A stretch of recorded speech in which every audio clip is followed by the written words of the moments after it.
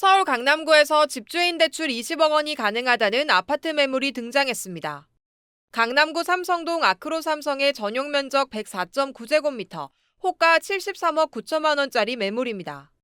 호가 44억 5천만 원짜리인 송파구 잠실동 리센츠 매물에서도 매도인 대출 가능이라는 안내가 달렸습니다.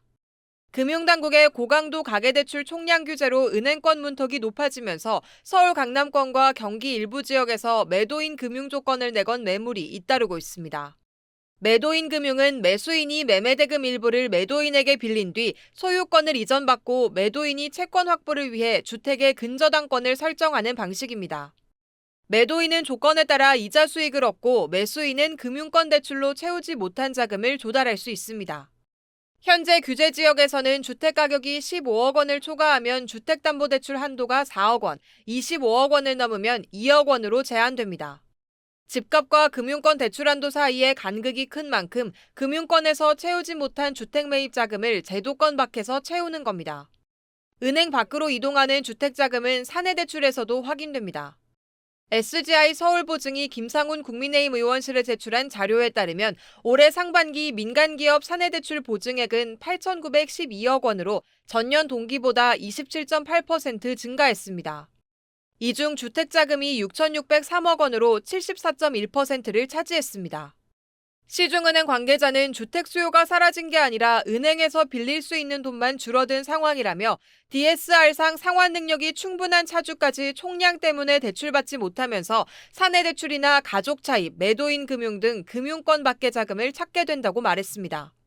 그러면서 개인 간 대출은 차주 보호 장치가 표준화돼 있지 않아 규모가 커질수록 분쟁과 부실 위험도 누적될 수 있다고 지적했습니다.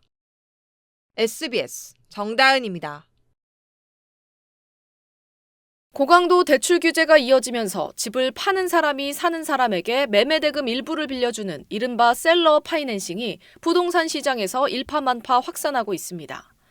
최근 부동산 중개 매물에는 집주인 대출 가능이라는 문구가 잇따라 등장하고 있습니다. 부산 해운대 아이파크 전용 112제곱미터 매물에는 집주인 대출 가능이라는 조건이 붙었고 서울 강남구 자곡동의 한 매물에는 아예 집주인 대출 6억이라고 명시됐습니다. 서초구 반포자이에도 매도인 대출 찬스라는 문구를 내건 매물이 등장했습니다.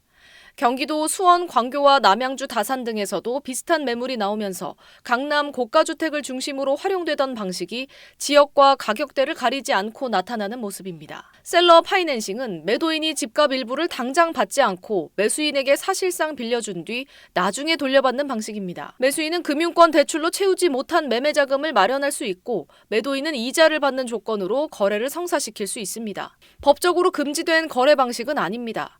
최근 이런 거래가 주목받는 건 강화된 주택담보대출 규제 때문입니다. 규제 지역에선 15억 원 이하 주택은 최대 6억 원, 15억 원 초과 25억 원 이하는 4억 원, 25억 원을 넘으면 최대 2억 원까지만 주택담보대출을 받을 수 있습니다.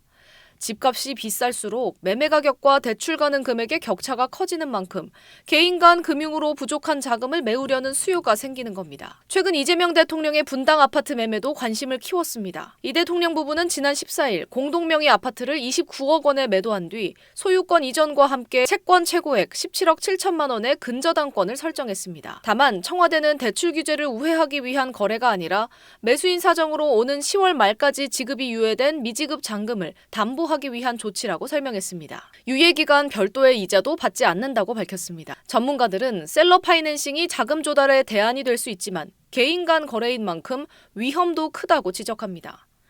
매수인이 돈을 갚지 못하면 매도인이 경매 등 채권 회수 절차를 밟아야 하고 금리와 상환 조건도 금융권처럼 표준화돼 있지 않다는 지적입니다. SBS 김민정입니다.